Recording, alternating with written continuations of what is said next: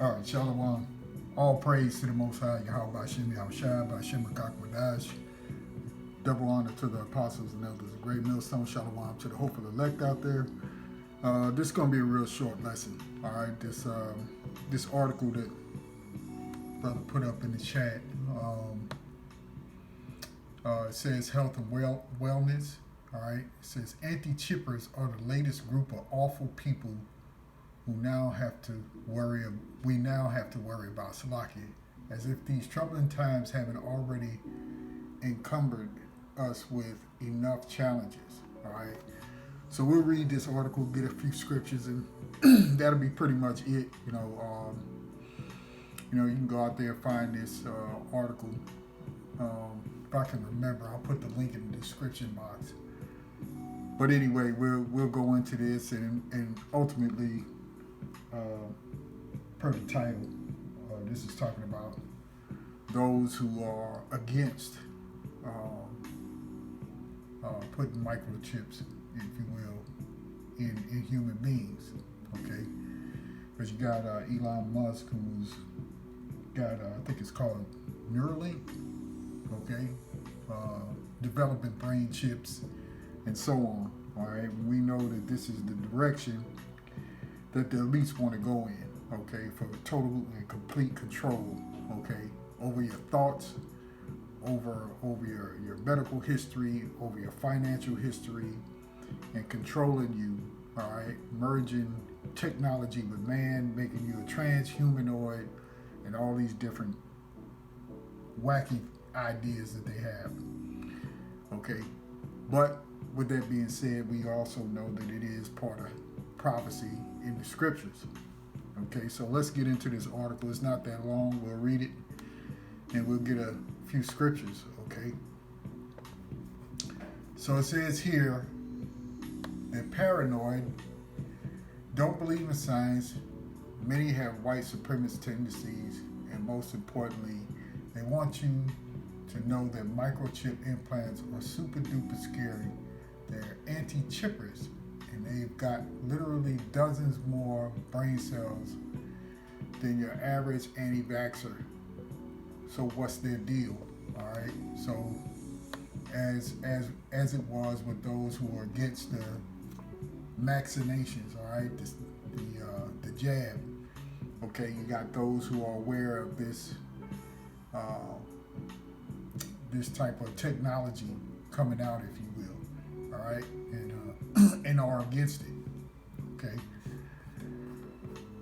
So we go on and it says you see the Crown Vic, all right, has the world's most brilliant minds scrambling to find treatments and jabs and ways to improve public health going forward.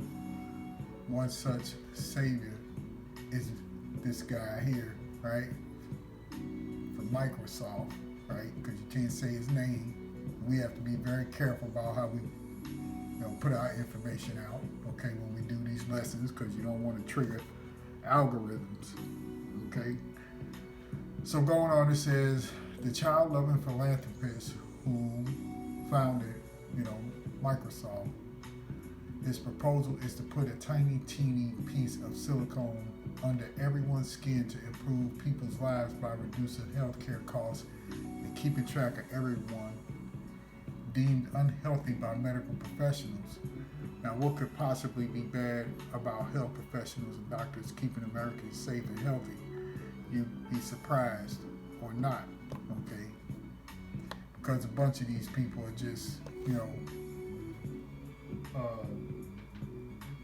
demented, you put it that way. They have wicked spirits on them. But nonetheless, the Lord is pushing this thing to its end, okay?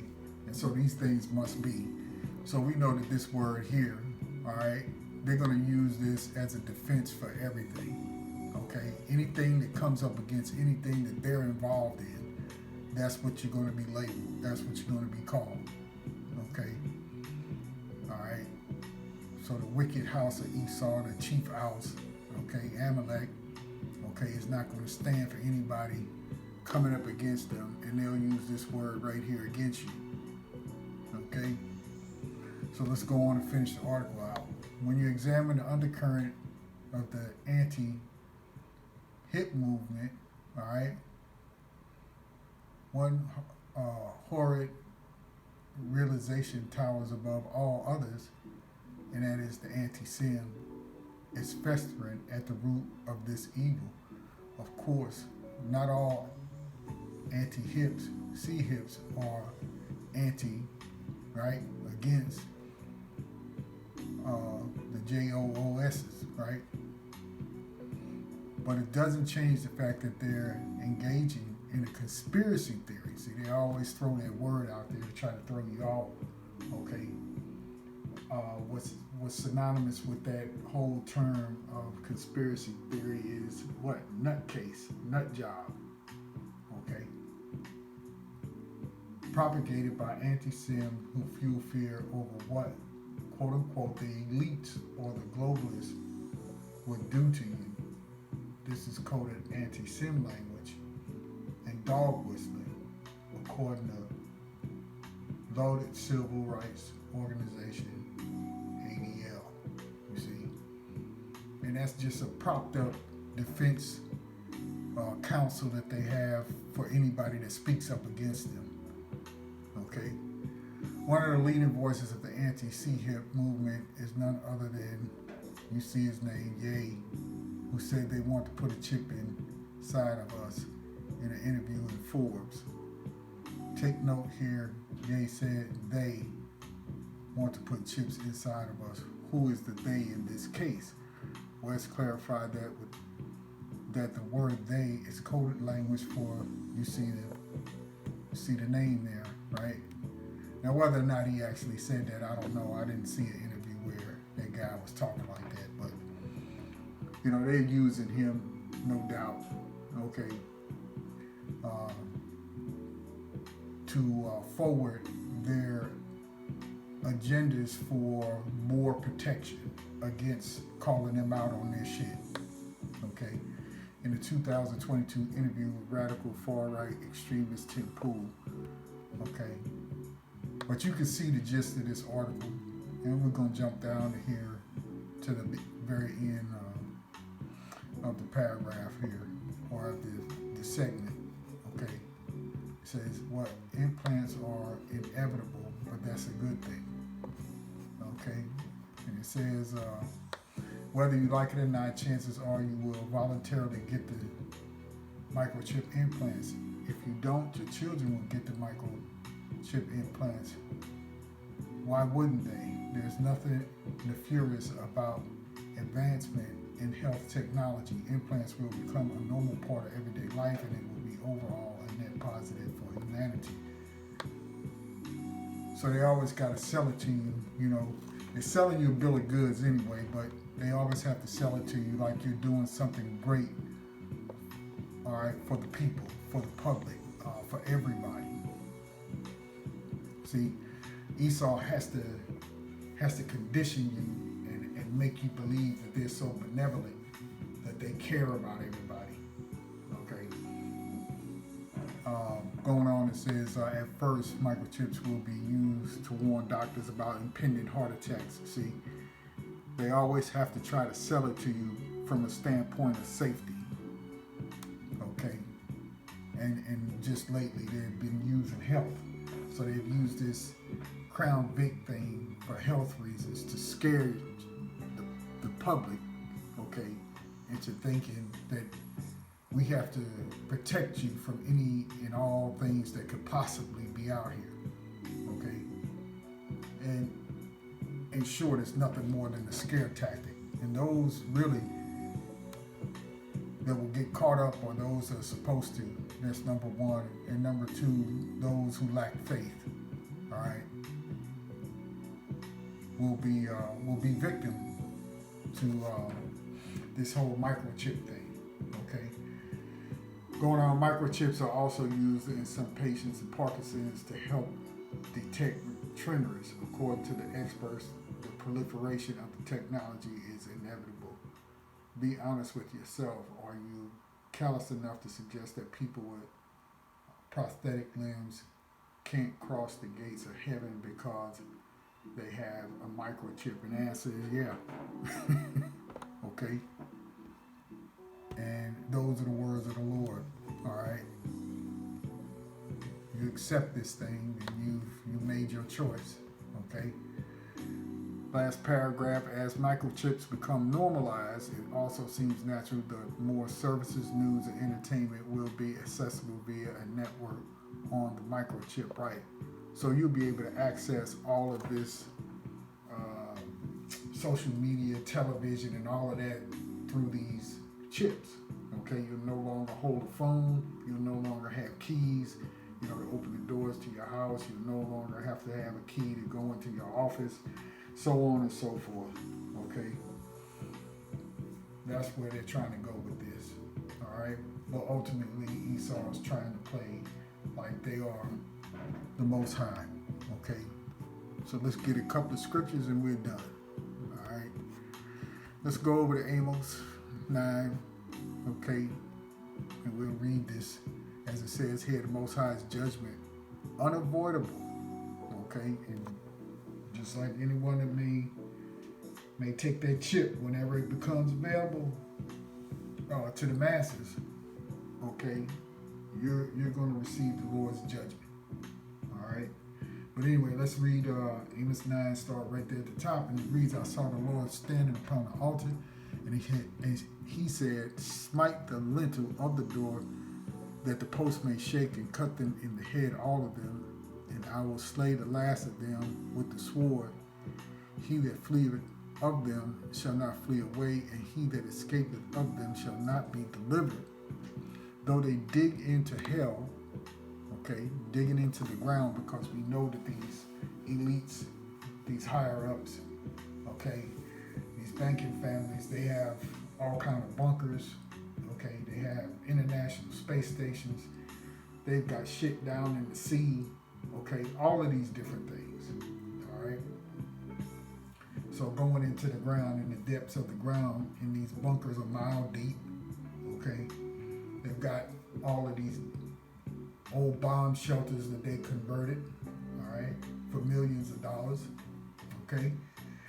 Verse 2, though they dig into hell, thence shall my hand take them, though they climb up to heaven, right, in their space stations, right, and even really in the uppermost parts of some of the mountains, okay. They've got caverns and what have you up there that are sealed off that only they can get into, all that sort of thing, okay. Though they climb up to heaven, thence will I bring them down, and though they hide themselves in the top of Carmel, which is reference to mountains or mountain range, okay. I will search and take them out thence, and though they be hid from my sight in the bottom of the sea, thence will I command the serpent, and he shall bite them, right? Because you know that the Lord has beasts, right, known as Leviathan, down in the depths of the sea, in the deepest part of the seas, all right? Verse 4, and though they go into captivity before their enemies, thence will I command the sword, and it shall slay them. And I will set mine eyes upon them for evil and not for good. And the Lord, power of hosts, is he that toucheth the land, and it shall melt. And all that dwell therein shall mourn, and it shall rise up wholly like a flood, and shall be drowned as by the flood of Egypt.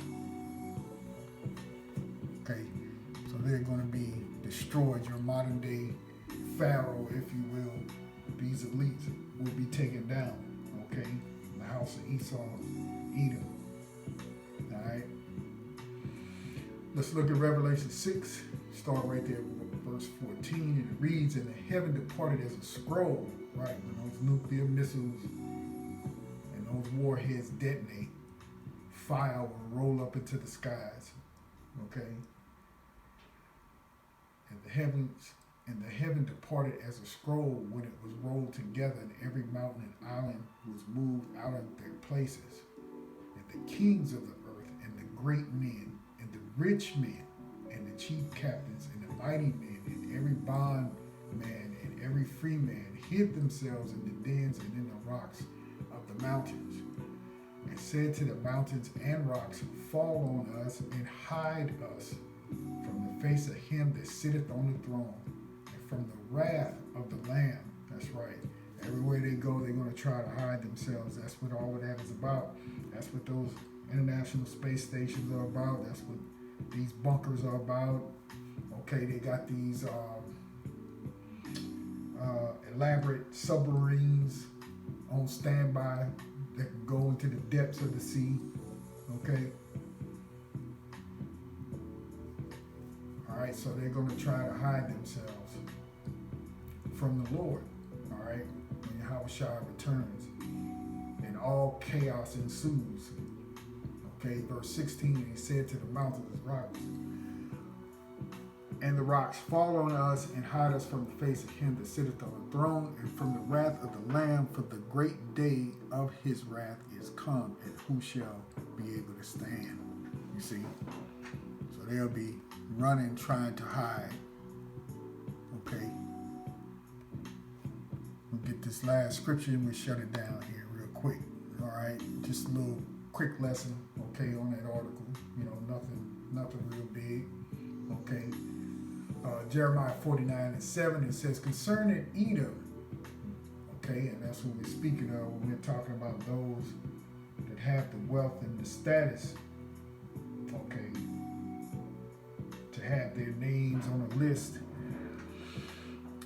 all right, where they will be able to try to escape when the day of the Lord finally comes, okay.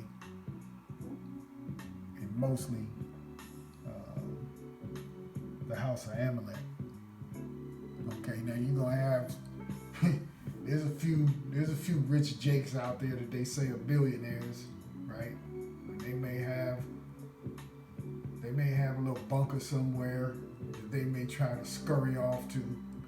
Okay, but mostly Esau is coming down.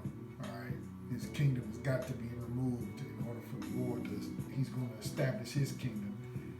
Okay, and this is part of prophecy, as we always say. Okay, for him to come down. All right, verse 7 again, concerning Edom, thus saith the Lord Yahweh of hosts, is wisdom no more. And Teman is really like almost like a code word now for now. That really is talking about the brilliant minds of Esau, Edom's branch, like you would call German scientists or whatever. All right. Is counsel perished from the prudent? Is their wisdom vanished? Flee ye, turn back, dwell deep, O inhabitants of Dedan, for I will bring the calamity of Esau upon him. Right, the Lord is telling you in the future, I'm going to bring Esau down. Okay. Flee ye, turn back, dwell deep, O inhabitants of Dedan, for I will bring the calamity of Esau upon him, the time that I will visit him. The grape gatherers come to thee, will they not leave some gleaming grapes? If these by night they will destroy till they have had enough.